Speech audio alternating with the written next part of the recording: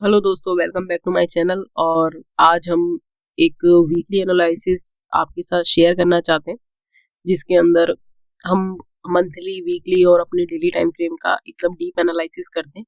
तो monthly time frame पर जैसा कि आपको दिख रहा है, अभी मंथ बाकी है, लेकिन अभी तक जो कैंडल का फॉर्मेशन हुआ है वो एक स्ट्रॉन्ग बेयरिश कैंडल है, जहां टॉप से हमें सेलिंग ही देखने को मिल रही है। ठीक है, और अगर ये सेलिंग कहाँ तक कंटिन्यू हो सकती है, तो ये सेलिंग कहीं ना कहीं 21,750 या 760 का ये जो लेवल आपको ये दिख रहा है, ये वाला, ये इस कैंडल का बॉटम, यहाँ तक ये सेलिंग आ सकती है, क्योंकि यहीं पे कहीं ना कहीं हमारे मंथली टाइम फ्रेम का ईआरएल भी है। मंथली टाइम फ्रेम पर मार्केट ने आईआरएल को डन किया है। ये जो गैप यहाँ पे था, मार्केट ने फिल किया है, उसके बाद अब मार्केट इसे लेने के लिए आ रहा है। तो हम भी यही चाहते हैं कि मार्केट जो है वो यहाँ तक जरूर आए। इसके बाद की हमारी जो जर्नी होगी वो कुछ अलग होगी। वो किस तरह से होगी, मार्केट सेंटिमेंट्स क्या होंगे, वॉर वगैरह की सिचुएशन क्या होगी। अभी जो मार्केट चल रहा है वो कम्प्लीटली न्यूज बेस्ड मार्केट है। ठीक है, ये था हमारा मंथली टाइम फ्रेम का। मंथली टाइम फ्रेम पर मैं केवल इतना ही चाहता हूँ कि मार्केट के अंदर अभी थोड़ी और सेलिंग आए, और ये कहीं ना कहीं ये वाला जो वीक है वो एक स्ट्रॉन्ग बेयरिश कैंडल के अंदर ही क्लोज हो। ठीक है, ये था हमारा monthly time frame. Monthly time frame के अंदर सिर्फ इतना ही था, इसे आप एक बार और यहाँ से देख सकते हो। अगर इसके नीचे भी जाता है, अगर इसके नीचे भी मार्केट जाता है तो कहाँ तक जाए, मार्केट यहाँ भी जाता है तो फिर मार्केट यहाँ तक आए, क्योंकि ये हमारा मंथली टाइम फ्रेम का एक स्ट्रॉन्ग स्ट्रॉन्ग जो है वो एक डिमांड जोन है। हम इसे एक स्ट्रॉन्ग डिमांड जोन मार्क कर देते हैं, और यहाँ से मार्केट के अंदर जो है वो बाइंग, अगेन यहाँ से बाइंग आ सकती है। ठीक है, ये मैंने आपको एक मार्केट का व्यू मंथली टाइम फ्रेम पर मैंने आपको शो किया है। ठीक है, अब इसी के साथ अब एक बार वीकली टाइम फ्रेम पर चलते हैं। वीकली टाइम फ्रेम के अंदर अगर आप देखते हो तो आपको ये एक इस तरह की एक डोजी कैंडल दिख रही है। लेकिन ये जो कैंडल डोजी है, हम इसे, ये कहीं ना कहीं हमारी न्यूट्रल कैंडल होती है। आपको पता है इसमें बायर सेलर्स फाइट करते हैं। अब अगर आप देखते हो तो यहाँ पे क्या हुआ है, कैंडल जहां ओपन हुई वहीं पर क्लोज हो गई। लेकिन कैंडल जब ओपन हुई तो स्ट्रॉन्ग बाइंग मार्केट के अंदर आई थी। हम 3 से 4 दिन हम बाइंग में रहे थे। ठीक है, फिर उसके बाद सेलर्स इसको ऊपर से ही सेलर्स इसे डाउन में ले आए। ठीक है, अब ये जो कैंडल होती है, इस कैंडल का क्या है कि ये कहीं ना कहीं एक बियरिश कैंडल मैं इसे मानता हूँ, क्योंकि आप एक बार प्रीवियस में भी आप देख सकते हो कि जहां जहां ये कैंडल फॉर्म हुई है कुछ इस तरीके से, तो सेलिंग आई है, उसके बाद बाइंग आ गई हो, कोई बात नहीं। ये वाली कैंडल क्या है, यहाँ सेलिंग आई है, इस दिन सेलिंग आई है, ठीक है, मार्केट इतना बड़ा गैप डाउन ओपन हुआ, और ये ठीक है। दूसरा ही हमारे पास अभी क्या है ना, ये गैप कहीं ना कहीं पेंडिंग है, तो मार्केट इस गैप को फिल करेगा, और इस लेवल पर जो मैंने आपको बताया 21,750 760 का जो ये लेवल है, इसे मार्केट जरूर टैब करेगा। फर्दर और कितना नीचे जाएगा उसके बारे में अभी हम नहीं कह सकते हैं, कहाँ तक जाना चाहिए वो मैंने आपको बता दिया है। और एक ट्रेंड लाइन भी हमारे पास यहाँ पर फॉलो हम कर रहे हैं, जो कि कुछ इस तरीके से है। आप एक बार देखो, इस ट्रेंड लाइन का हम यहाँ पे ब्रेकआउट कर चुके हैं। इस ट्रेंड लाइन के ब्रेकआउट के बाद अब अगर आप देखते हो, इस कैंडल के बाद अगर हम कुछ करते हैं तो हम शायद इस ट्रेंड लाइन को रिटेस्ट करने के लिए जा सकते हैं 24,000 के लेवल पर, या 24,200 तक के लेवल पर हम इसे रिटेस्ट करने के लिए जा सकते हैं। अगर बाइंग आती है तो आप ये देखना कि हम इस ट्रेंड लाइन को रिटेस्ट करने के लिए जा रहे हैं, क्योंकि ये कहीं ना कहीं इस ट्रेंड लाइन का जो ब्रेकआउट हुआ है, ये ब्रेकआउट फेलियर नहीं होगा, क्योंकि एक और कैंडल उस ट्रेंड लाइन के नीचे क्लोज हुई है, और ये वीकली टाइम फ्रेम पर क्लोज हुई है, तो थोड़ा सा स्ट्रॉन्ग हमारे लिए हो जाता है। यहाँ पर पहले यहाँ से ही कैंडल ने सपोर्ट ले लिया था, लेने वाला होता तो मार्केट यहाँ से ही शायद सपोर्ट ले लेता, पर मार्केट ने इसका ब्रेकडाउन किया है। ब्रेकडाउन के बाद एक कैंडल यहाँ पे क्लोज की है, उसके बाद अब सेकेंड कैंडल का फॉर्मेशन हमें लग रहा है कि एक और जो है वो सेलिंग कैंडल बनेगी, और ट्रेंड लाइन के अकॉर्डिंग अगर हम देखें तो शायद हम इस ट्रेंड लाइन को रिटेस्ट करने के लिए जा सकते हैं। तो ये था हमारा weekly time frame. Weekly time frame के अंदर और भी कई चीजें हैं।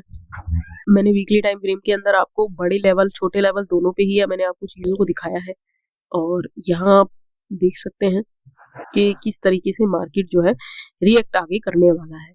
मैं कहीं ना कहीं यही मानता हूँ कि मार्केट अगर ऊपर भी जाता है तो हम इसे एक बाइंग न समझकर या मतलब रिकवरी ना समझकर हम इसे यही माने कि मार्केट जो है वो इस ट्रेंड लाइन को रिटेस्ट करने जा रहा है।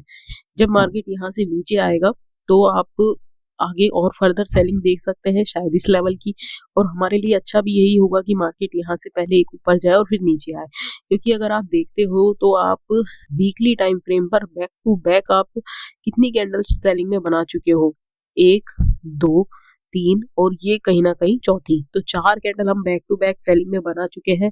तो पांचवा नंबर जो होता है फिबोनाची रिट्रेसमेंट के अकॉर्डिंग भी जो है वो पांचवा नंबर जो होता है वो अपोजिट होता है। मार्केट जो है अब क्या कर सकता है कि मार्केट कहीं ना कहीं एक वीकली टाइम फ्रेम पर ब्लू कैंडल के अंदर अपने आप को क्लोज कर सकता है। तो वीकली टाइम फ्रेम पर हम देखें तो हमें बाइंग दिख रही है, ठीक है। मैं आपसे सभी तरह की चीजों को यहाँ पे शेयर करने वाला हूँ कि वीकली टाइम फ्रेम पर हमें कहीं ना कहीं बाइंग भी पेंडिंग लग रही है, और आप एक बार फिबोनाची रिट्रेसमेंट का लेवल भी अगर आप अप्लाई भी करके देखते हो, अ, हम टॉप से तो यहाँ पे अप्लाई नहीं करने वाले हैं, हम यहाँ से कर लेते हैं, ठीक है। और यहाँ से अगर हम करके देखते हैं तो कुछ ये इस तरह से ये सेलिंग आई है, और ये हमारा 0.5 का लेवल है, बिल्कुल ये हमारा एक वीकली का ईआरएल भी है। तो कहीं ना कहीं हमारे पास जो है मार्केट को इस लेवल तक आना है, ठीक है। मार्केट इस लेवल तक आएगा तो हमारे पास वीकली के अंदर आईआरएल भी डन हो जाएगा, और वीकली के अंदर जो एक बाइंग मूव पेंडिंग दिख रहा है हमें वो भी फुलफिल हो जाएगा। तो आने वाले टाइम पर आपको मंडे को हो सकता है कि मंडे से ही बाइंग दिख जाए, या मंडे को मार्केट सेलिंग दिखाकर देन बाइंग में आए, या लोगों को सेलिंग साइड पर ट्रैप करके बाइंग में आए। तो एक बार मैं आपको वीकली टाइम फ्रेम आपके लिए आपके माइंड में जो है वो क्लियर हो गया है, आई थिंक कि जो मैं आपको समझाना चाहता हूँ वो आपको समझ में आ रहा है, ठीक है। मार्केट का हम इसी तरह से एनालिसिस करते हैं, और इसी तरह से अगर आप हर टाइम फ्रेम को एक बार देखो तो आपको चीजें और क्लियरली समझ में आती हैं। हम डेली टाइम फ्रेम पर आ गए हैं। डेली टाइम फ्रेम पर क्या है, डेली टाइम फ्रेम पर जो मैंने फ्राइडे वाली वीडियो आपके साथ शेयर की है कल, वो कुछ ऐसी है कि यहाँ पर मार्केट को आप देखो तो मार्केट ने एक इनसाइड कैंडल में अपने आप को क्लोज किया है, और अब मार्केट क्या कर सकता है, या तो मार्केट यहाँ गैप डाउन ओपन होकर इस लो की लिक्विडिटी को लेकर ऊपर की तरफ जा सकता है, ठीक है, जो कि मार्केट के अंदर यही होने वाला है कहीं ना कहीं। और यहाँ से फिर वापस एक सेलिंग दिखाकर इस तरह से कोई एक डब्लू पैटर्न भी मार्केट जो है वो फॉर्म कर सकता है। मार्केट क्या है, बॉटम में ही ओपन होकर इस तरह से मार्केट ऊपर जाएगा, और यहाँ से वापस जो है वो सेलिंग दिखाते हुए इस तरह से मार्केट फिर ऊपर के लिए निकलेगा। तो हम कहीं ना कहीं मार्केट से इसी चीज की उम्मीद कर रहे हैं, और ये एक डब्लू पैटर्न है कहीं ना कहीं। और एक यहाँ पर अगर आप देखोगे तो फिर यहाँ पे अपने आपको एक ट्रेंड लाइन भी यहाँ पे इस तरह से बॉटम से जो है इस तरह से आपको एक ट्रेंड लाइन भी दिखेगी। तो ये हमारा daily time frame weekly time frame पर था। एक बार हम फोरेज टाइम फ्रेम पर भी इस चीज को एक बार एनालिसिस कर लेते हैं कि क्या हमारे सभी डायरेक्शन जो है सेम है, फिर उसके बाद हम एक कंक्लूजन निकालेंगे और उसके अकॉर्डिंग हम हमारा अगला वीक जो है वो डिसाइड करने वाले हैं। अभी तक जो हमने 3 टाइम फ्रेम का डिस्कशन किया है, तो ये उसका कंक्लूजन हमारे पास निकल कर आता है कि हमें मंथली टाइम फ्रेम पर सेलिंग जो है वो पेंडिंग दिख रही है मार्केट में। वीकली टाइम फ्रेम पर हमें लग रहा है कि कहीं ना कहीं जो है मार्केट में बाइंग आनी चाहिए। बाइंग क्यों आनी चाहिए, क्योंकि मार्केट के पास ऊपर आईआरएल अभी पेंडिंग है, ठीक है। और डेली टाइम फ्रेम पर जैसी कैंडल्स की क्लोजिंग दिख रही है वहां से हमें लग रहा है कि सेलिंग अभी पेंडिंग है। सेलिंग क्यों पेंडिंग मैं आपको बता रहा हूँ, क्योंकि आप अगर देखो तो ये डेली का जो है वो एक ईआरएल है, यहाँ से ये स्विंग क्रिएट हुआ है, इसके बाद मार्केट ने नीचे आया और मार्केट ने इस वाले पुराने आईआरएल को ले लिया, ठीक है। ये वाला एक सेकंड में इसे करेक्ट कर देता हूँ, ये करेक्ट नहीं है। अभी मार्केट ने जो है मार्केट के पास जो टॉप में जो ईआरएल था वो कहीं ये वाला था जो हमारे पास ऊपर में मार्क हो रहा है। उसके बाद ये जो स्विंग बना है उसके बाद मार्केट नीचे आया है, यहाँ पर मार्केट ने एक और अपना स्विंग क्रिएट किया है जिसे हमने डेली का ईआरएल मार्क कर दिया है। उसके बाद मार्केट ऊपर गया था, यहाँ पे आपको दिख रहा है मैंने मार्क करा हुआ था एक आईआरएल था जिसको मार्केट ने टैप कर दिया है। आईआरएल को टैप करने के बाद मार्केट वहीं से नीचे गिरा है, मार्केट ने ईआरएल ले लिया है। अब मार्केट क्या करेगा, अब मार्केट ईआरएल लेने के बाद अब मार्केट आईआरएल जो है वो क्रिएट करेगा। तो ये इनसाइड कैंडल के अंदर क्लोजिंग हुआ है, तो कहीं ना कहीं एक और जो है वो इस तरह से जो है सेलिंग की कैंडल जो है वो मार्केट के अंदर बननी चाहिए।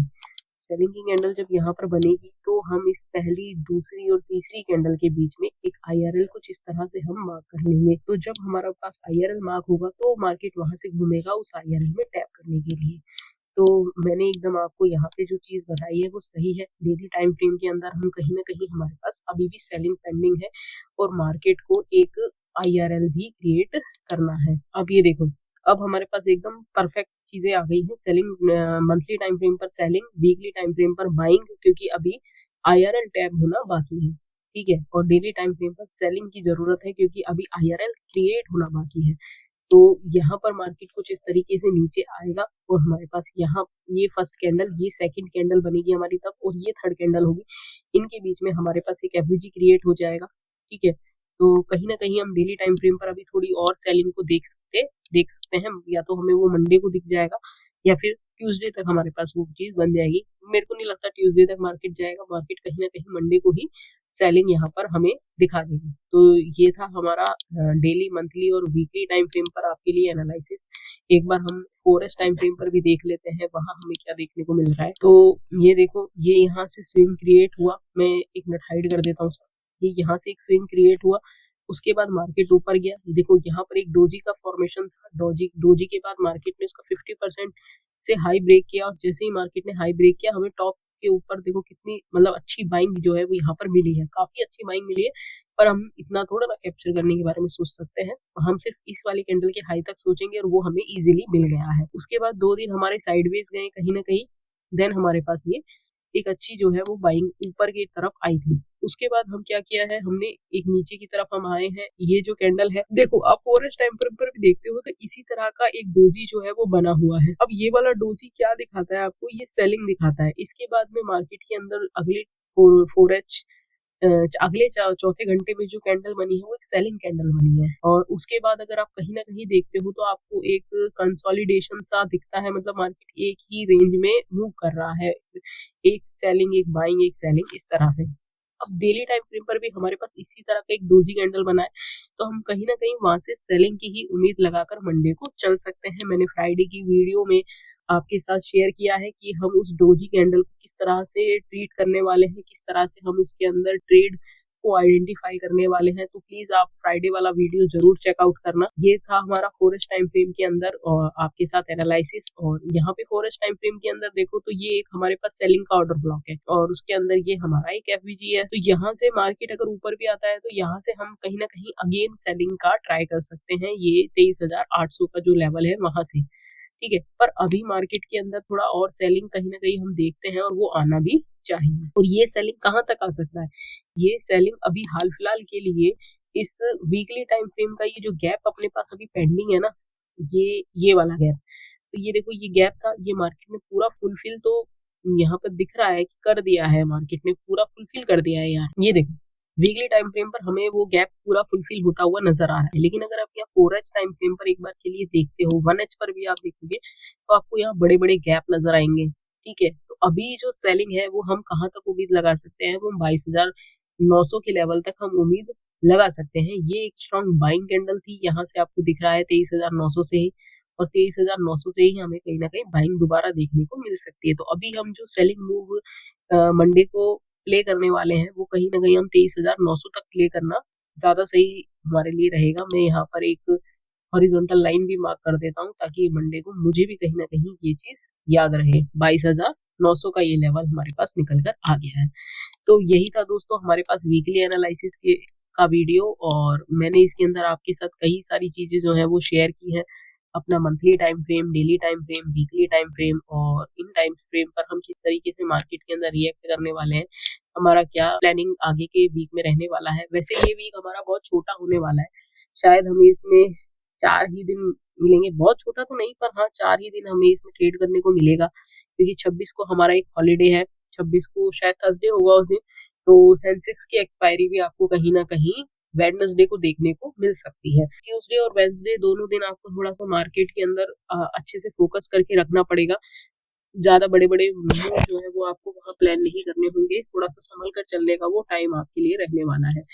क्योंकि हमारी जब वीकली एक्सपायरी जल्दी होती है, और इसी मंथ जो है वो हमारी बैंक निफ्टी की भी एक्सपायरी आने वाली है।